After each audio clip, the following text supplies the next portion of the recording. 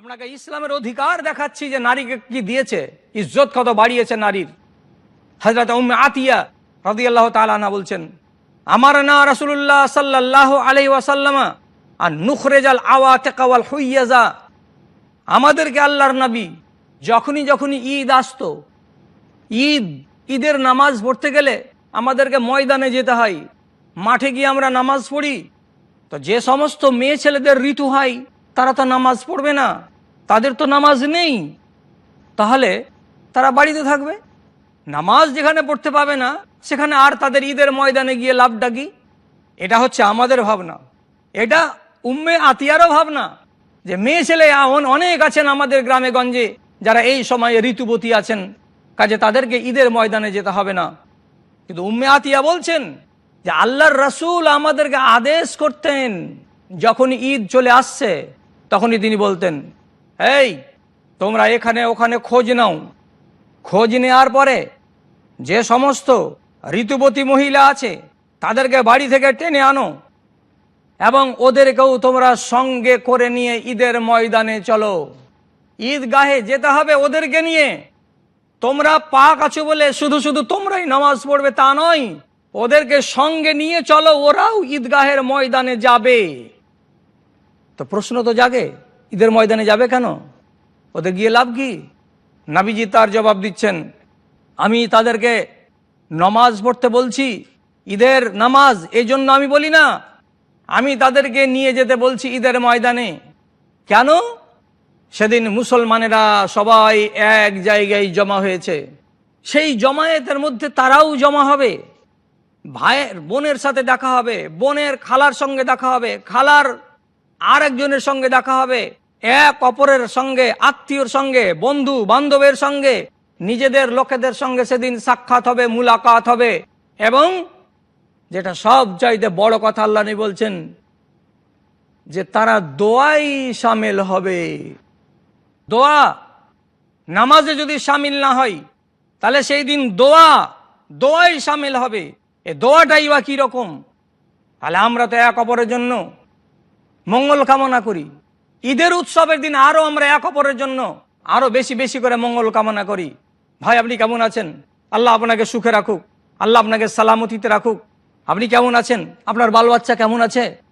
তাহলে আমি তার খবর নিতে পারলাম, সে আমার খবর নিতে পারলো।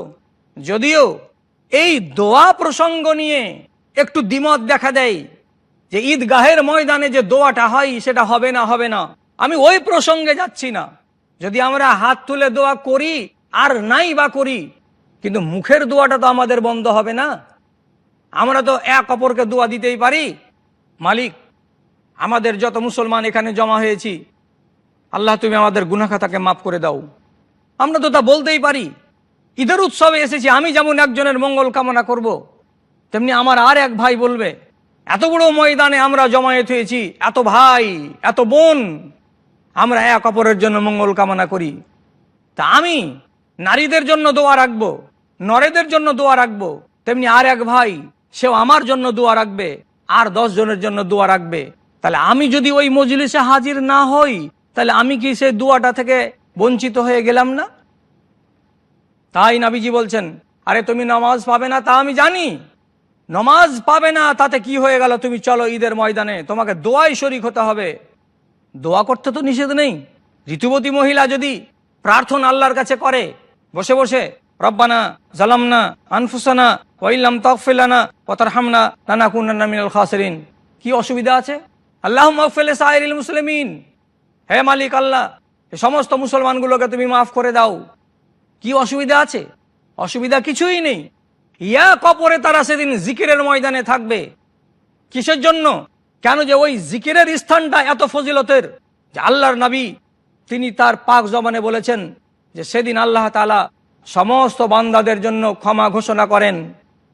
যত বান্দা আছে তিনি ফারিস্তাদেরকে ডেকে এ কথাটা জিজ্ঞেস করে বলেন, হে ফারিস্তারা তোমরা আমাকে জবাব দাও, তোমাদের কাছে আমি জবাব চাই। এমন একজন কর্মচারী, এমন একজন চাকর, যেই চাকরটাকে আমি একটা কাজ দিয়েছিলাম, সে চাকরটা সারা দিন ধরে, যে চাকরটা সারা মাস ধরে আমার দায়িত্বকে পালন করেছে। আমি যা বলেছিলাম সে করে দিয়েছে, আমি যা চেয়েছিলাম সে আমাকে তা দিয়ে দিয়েছে। তাহলে এমন একজন আজির, এমন একজন কর্মচারী, এমন একজন লেবার, এমন একজন জন যদি সারাদিন কাজ করে মালিকের যেটা ইচ্ছা সেটা যদি পুরা করে দিতে পারে, তো তাহলে মালিক তাকে কি বদলা দিতে পারে বলতো?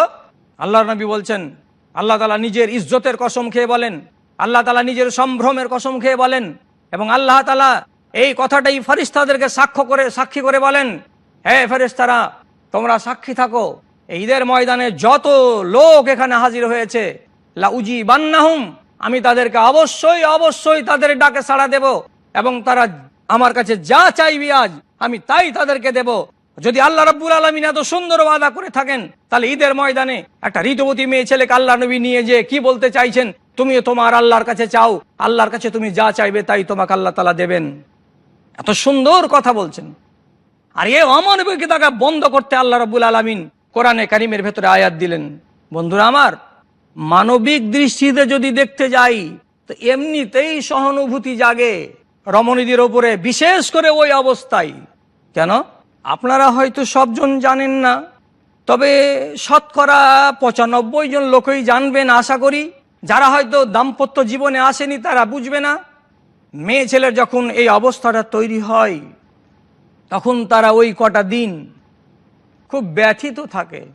অনেকের মাথা ঘোরে, অনেকের পেট ব্যথা করে, অনেকের মনের ভেতরে সুখ থাকে না, শান্তি থাকে না, অনেকে খানা ঠিক করে খেতে পারে না। 3টা দিন 4টা দিন তার যেন অচল হয়ে যায়। কেন হয়? মানুষের যদি শরীরের একটা অংশ কেটে যায় আমাদের, তাহলে সেখান থেকে রক্ত নির্গত হতে গেলে আমাদেরকে কত ব্যথা লাগে। আল্লাহ রাব্বুল আলামিনের কুদরত, তাদের শরীর থেকে এইভাবে রক্ত ফোঁটা ফোঁটা ফোঁটা ফোঁটা ফোঁটা ফোঁটা নেমে যাচ্ছে, এবং এটা যে তার শরীর থেকে বেরিয়ে যাচ্ছে, তো তাহলে তার শক্তিগুলো ক্ষয় হয়ে যায় না? এই জন্য তারা কি হয়ে যায়? অনেকটা ঝিম ধরা হয়ে যায়, অনেকটা ব্যথিত হয়ে যায়। আর এই ব্যথিত অবস্থায় তার একটু সহানুভূতি করে, তার একটুখানি সেবা করে দিয়ে, ধরুন আমার স্ত্রী আজকে এই অবস্থায় আছে, তো কোনো বৌমাকে দিয়ে অথবা কোনো ঝিকে দিয়ে সংসারের লোডটাকে যদি হালকা করে দিই, তাহলে এটাই হচ্ছে উত্তম মানবিকতা, এটাই হচ্ছে একজন উত্তম ভদ্র লোকের পরিচয়, এটা হচ্ছে একজন বেহতরিন স্বামীর পরিচয়। যে আমার স্ত্রী এখন একটু নাজুক অবস্থায় আছে, সেদিকে লক্ষ্য করি না, তার উপরে মেহেরবানি করতে হবে এদিকে লক্ষ্য করি না, তার কষ্ট কি করে লাঘব হবে সেদিকে আমি লক্ষ্য করি না, উল্টো আমি তার উপরে জুলুম চালাই। যারা জুলুম চালিয়েছে বিগত দিনে তারা ভুল করেছে। আমার ইসলাম তাদেরকে সুখ দেওয়ার জন্য এতগুলো পন্থা এঁকে দিয়েছেন। সুবহানাল্লাহ, অনেকগুলো হাদিস আছে এই ব্যাপারে। মা আয়েশা কম্বলের নিচু থেকে নবীর কাছ থেকে নিচে পালিয়ে যাচ্ছেন, আল্লাহ রাসূল তাকে ডাকছেন, এখানে এসো, কম্বলের তলে ঢুকো। নবী জিজ্ঞেস করে বলছেন, তুমি ঋতুবতী? বলে হ্যাঁ। তাতে কি হলো? তুমি আমার সাথেই ঘুমাও, তোমাকে এখান থেকে দূরে যেতে হবে না। আল্লাহ রাসূল তাকে দূরে যেতে দেননি, ঋতুবতী মহিলাকে সঙ্গে নিয়ে ঘুমিয়ে থেকেছেন। সুবহানাল্লাহ, কি দিন, কি ইসলাম এবং কি ইসলামের আদর্শ নারীকে কোন আসনে নিয়ে গেছে, এটা শিখুন, এটা বুঝুন, এবং এইটা অন্য লোককে বুঝাবার জন্য একটুখানি চেষ্টা করুন। আল্লাহ রাব্বুল আলামিন আমাকে, আপনাকে এবং যত ভাই দুনিয়াতে আছেন সকলকে নারীর প্রতি সদয় হওয়ার যেন মানসিকতা দান করেন। আল্লাহর কাছে এই কামনা রেখে আজকের মতো ইতি টানছি। আল্লাহ হাফেজ। আসসালামু আলাইকুম ওয়া রাহমাতুল্লাহি ওয়া বারাকাতুহু।